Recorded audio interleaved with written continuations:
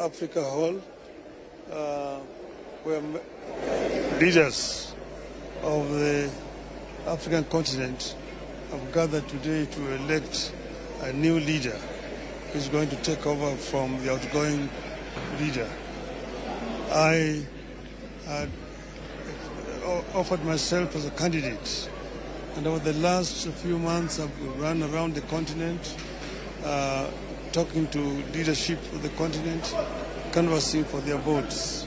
Today they have expressed themselves, and as it is now, we did not succeed. They will say that we must strengthen democracy in the African continent, and therefore myself conceding defeat, and I want us to use this as an example of strengthening democracy in our continent. I therefore want to wish my competitor Ali Yusuf all the best. We want to wish him success in his undertaking. And we also want to thank all those members or countries who voted for me. I also want to thank those who did not vote for me, because in doing so, they were exercising their democratic right. That's how democracy should work in our continent. We should strengthen it. So I'm very grateful for the exercise here today. I thank the people. I thank the people of Africa. And we say, Viva l'Afrique libre. Thank you.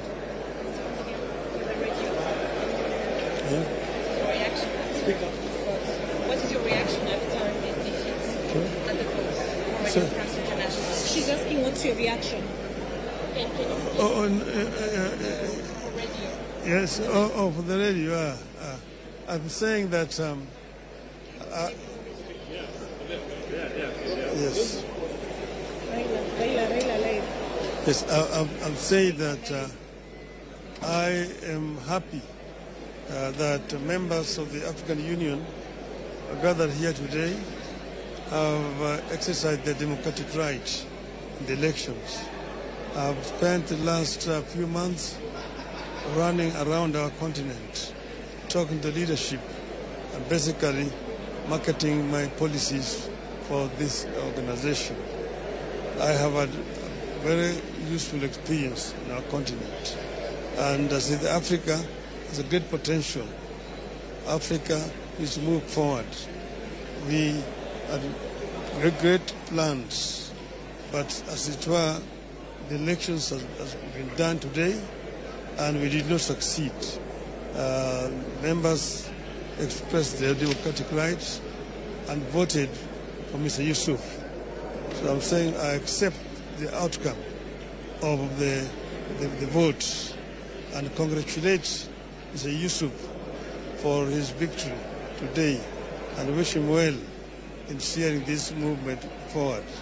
We want this organization of the African Union to be strong, to merge and be able to serve the people of Africa effectively.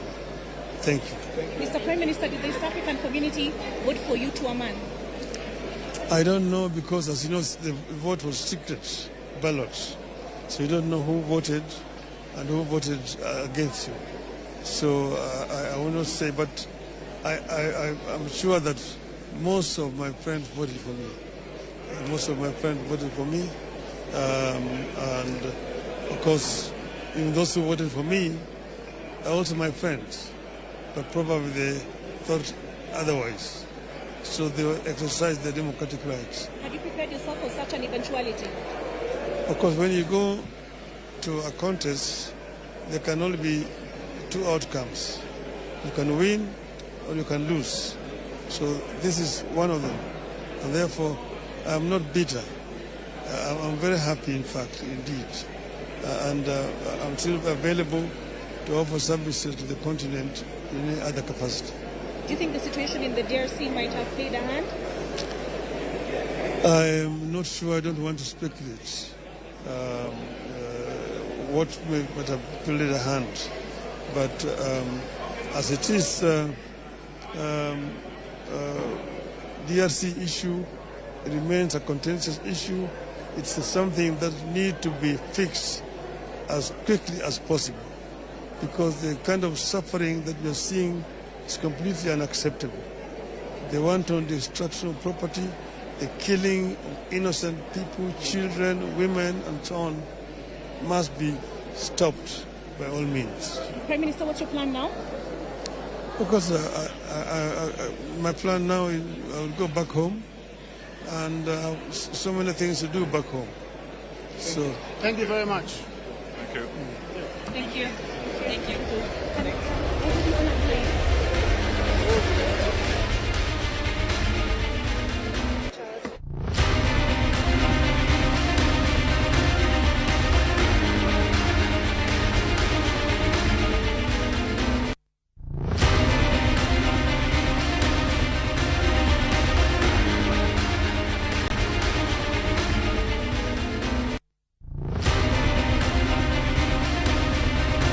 Nyakwaramogi Ajwang' mano ne Raila Amolo Odinga, achiel kuom jogo mane laro koma mar jakoma mar riwruok mag pinje mag Afrika kakoro loso Addis Ababa e pinyno mar Ethiopia.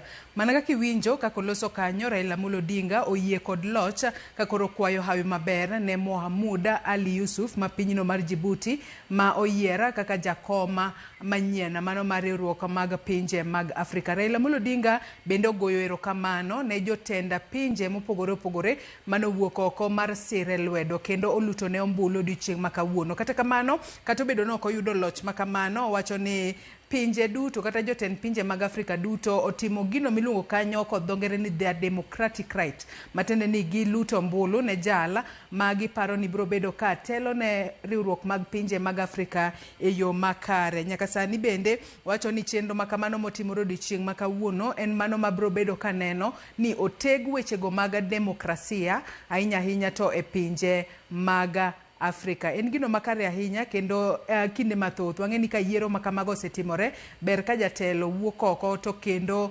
oyie kod loch mana ka Raila Amolo Odinga otimo kanyo. To mana kaka ineno e wang' jowi mari kanyo, mano jatend piny Kenya William Ruto kaachiel kod Raila Amolo Odinga ka koro giwuok oko mano mar gintiere podi mano e boma ma Addis Ababa e pinyno mar Ethiopia. To mana kaka iwinjo kanyo, bende koro kwayo hawi maber ne Ali Yusuf ka bende koro omiye puoch kaachiel kod paka kuom bedo jaloch mano mar jakoma mar riwruok mag pinje mag Afrika. Pichni makamago Nyakwaramogi Ajwang' biro ni achiel kachiel kowuok e pinyno mar Ethiopia e boma mar Addis Ababa. To mana kaka ineno, mano jatend piny William Ruto manitiere kanyo, en bende ochung' ahinya kod Raila Amolo Odinga e ng'weche nyaka ne Raila Amolo Odinga yang gombo mare mar bedo jakom mar riwruok mag pinje mag Afrika mano kochakore higa mokalo nyaka gisani makoro wachope giko makoro wang'eyo jakom manyien mar riwruok mag pinje mag Afrika.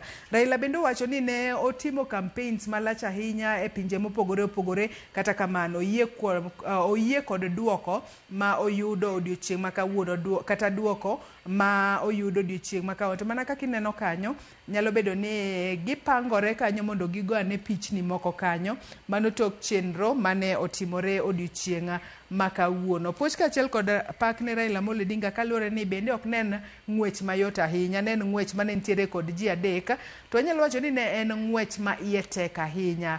Ng'wech ma iye tek ne waneno kaluwore kod kaka ni luto ombulu e rounds mopogore opogore kochakore e round mokwongo nyaka e round mar 6 kama ne en rakruok mano ma iye ne tek nyaka kama bang'e gikone noyud jatelo manyien mano mar riwruok mag pinje mag Afrika.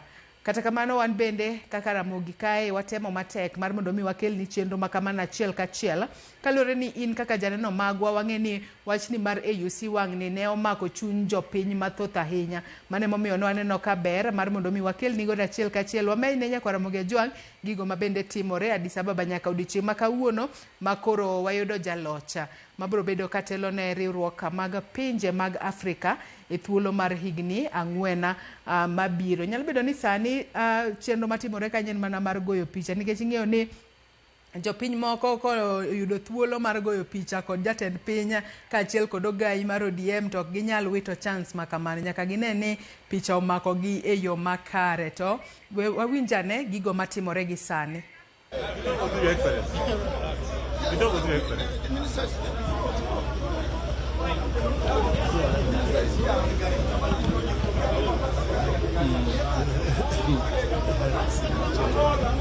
Asanteni.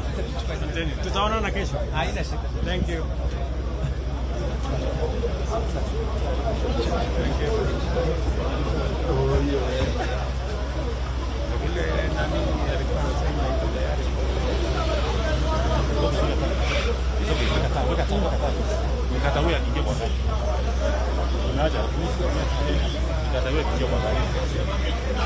Bado gari bado.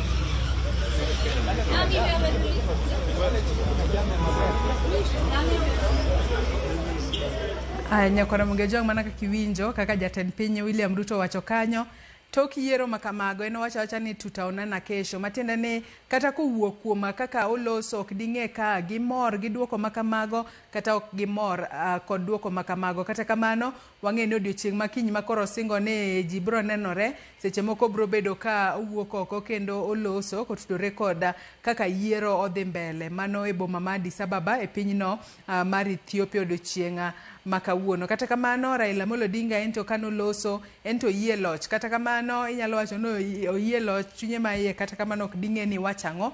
Kata kamano en gino maber kiwuok oko kiyie loch makamano, matiende ni pod entiere kod gik mamoko mabende pod onyalo luwo kata e pacho kae koseduogo. Chenro makamano mana kineno pod oporo wach kanyo kod jatend piny Kenya William Ruto kaachiel kod jotelo mamoko mabende oluorogi kanyo. Jofwambo mago bende nitiere kuro pod biro medo goyo mbaka kodgi mar mondo mi wang'i ane ni kaka yiero notimore. To mana kaka iwinjo ka Raila Amolo Odinga bende wacho kanyo ni nyalo bedo ni tulo kata rakruok manitiere pinyno mar DRC ma seche moko rocho kaka ombulu ogo, kata kamano ok wanyal ng'eyo, pod wabo medo ka kata wabo medo nono kaka ombulu notimo. To mana kaka ineno mana kaka Raila Odinga kaachiel kod Ruto ne obiro mano kama ne iluto ombulu kanyakla ka giidho nyamburko achiel.